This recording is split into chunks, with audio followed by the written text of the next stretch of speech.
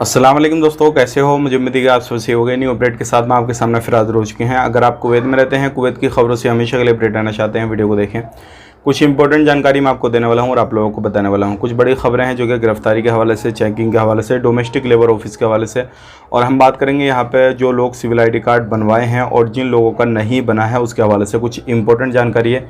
PASI की तरफ से अपडेट दिया गया है। तो चलिए फिर बिना देरी की वीडियो शुरू करते हैं। चैनल को पहली बार देख रहे हैं, सब्सक्राइब ज़रूर कर लें और साथ ही साथ बेल आइकन ज़रूर प्रेस कर दें ताकि आने वाले वक्त में इसी तरीके से आपको इन्फॉर्मेशन मिलती रहे और आप हमेशा हमारे साथ में जुड़े रहें। सबसे पहले हम बात कर लेते हैं, यहाँ पे PASI की तरफ से एक अपडेट दिया गया है। अगर आपने सिविल आईडी कार्ड अपना बनवाने के लिए दिया हुआ है, कभी भी अप्लाई किया है, आपका समय काफ़ी ज़्यादा हो गया और आपने रिसीव नहीं किया है, तो सबसे पहली चीज़ ये है अपना सिविल आईडी कार्ड को रिसीव कर लीजिए, नहीं तो आप पर आने वाले वक्त में फ़ाइन वगैरह लगा दिया जाएगा। क्योंकि ज़्यादा समय तक आपका सिविल आईडी कार्ड मशीनों के अंदर पड़ा रहा और आपने रिसीव नहीं किया तो उस कंडीशन में आप पर फाइन वगैरह लगेगा।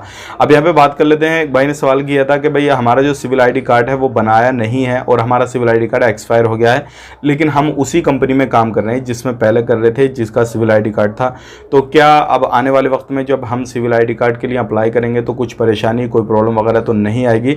इसके बारे में कुछ इन्फॉर्मेशन दे दीजिएगा। तो मैं आपको बताना चाहूँगा, अगर आप उसी कंपनी में काम कर रहे हैं जिसमें पहले कर रहे थे और अभी तक आपने सिविल आईडी कार्ड अप्लाई नहीं किया, आपका एक्सपायर हो चुका है, 10 दिन 15 दिन या फिर महीना भर आपका एक्स्ट्रा हो चुका है, तो ध्यान रखिएगा जब भी आपकी कंपनी सिविल आईडी कार्ड के लिए अप्लाई करेगी तो आपको जो है पर डे के हिसाब से फाइन लगेगा और उसके बाद में फाइन भी पे करेंगे और जो सिविल आईडी कार्ड की फीस है वो भी पे करेंगे।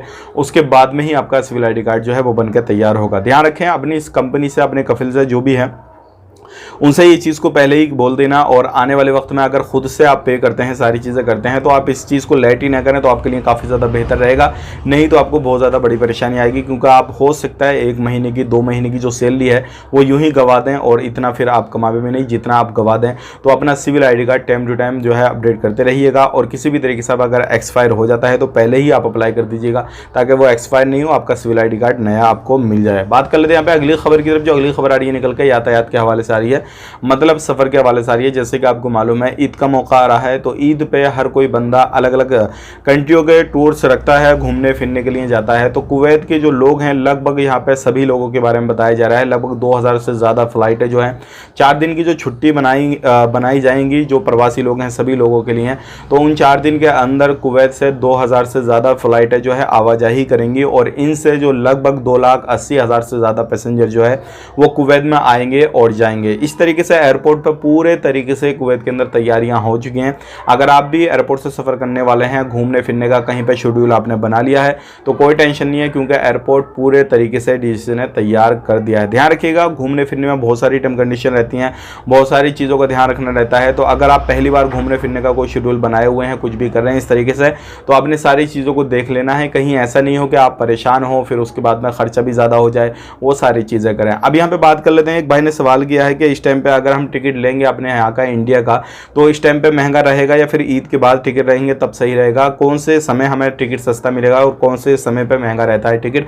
तो देखिए, जब कोई भी त्यौहार आता है तो उस टाइम पे टिकट के जो प्राइस हैं वो इंक्रीज हो जाते हैं। रीज़न क्या है? वहाँ पे जो टिकट के प्राइस इसलिए इंक्रीज होते हैं, जो कुवैती नागरिक हैं, वो जो लोग हैं अलग अलग कंट्रियों में जाना पसंद करते हैं, घूमना पसंद करते हैं, सारी चीज़ें करते हैं, तो उस टाइम पर जो फ्लाइट हैं वो ज़्यादा चलती हैं और जब ज़्यादा चलती हैं पैसेंजर वगैरह भी ज़्यादा चलते हैं, तो उस कंडीशन में बुकिंग एक्स्ट्रा होने लगती है, एडवांस बुकिंग आने लगती है। तो उस टाइम पे क्या होता है, इस चीज़ का जो जितनी भी एयरलाइंस जो कंपनियां हैं वो उस चीज़ का फ़ायदा लेती हैं और उसमें जो प्राइस में इंक्रीज़ करना शुरू कर देती है अपने प्राइस के टिकट को।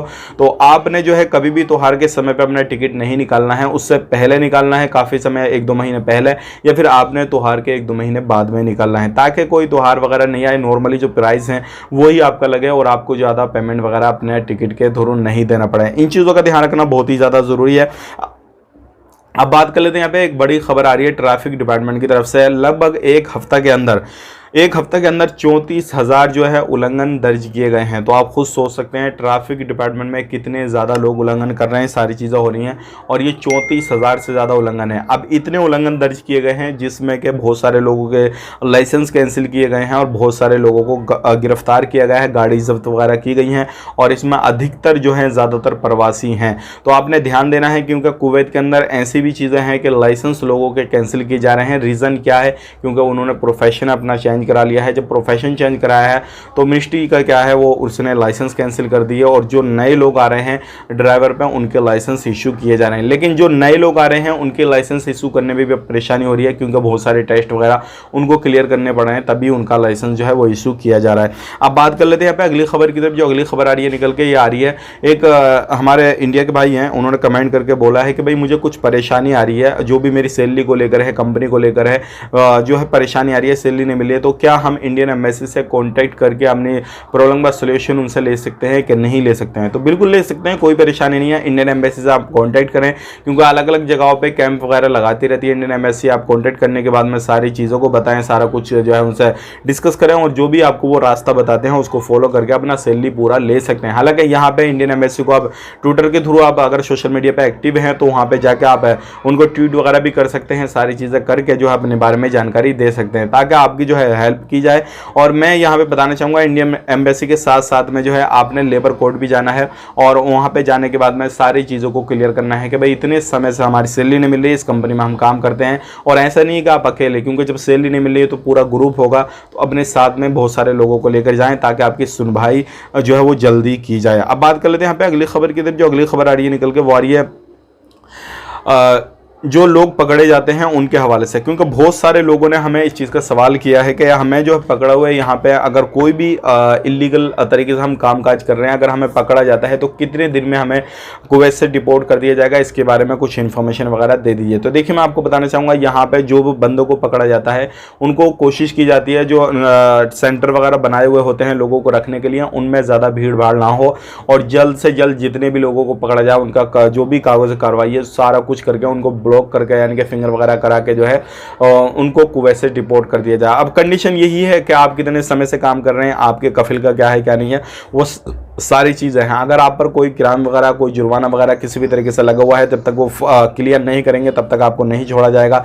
या फिर आप पर कोई मुकदमा वगैरह है, किसी भी तरीके से आपके कफिल ने, कंपनी ने कुछ ऐसा कुछ लगाया है, तब तक कोर्ट से वो क्लियर नहीं होगा, तब तक आप जो है कुवैत को नहीं छोड़ पाएंगे। ध्यान रखिएगा। एक भाई ने सवाल किया है, यार मेरे ऊपर जो है काफ़ी ज़्यादा लोन है, तो क्या मैं बिना लोन किए जो है कुवैत से जा सकता हूं जब मैं पकड़ा जाऊंगा, या फिर मुझे लोन पे करना पड़ेगा? देखिए पहले क्या होता था, लोगों को पकड़ने के बाद में ऐसे ही डिपोर्ट कर दिया जाता था, कोई मसला नहीं था, फिंगर करा भेज दिया, बाकी बात खत्म हो गई।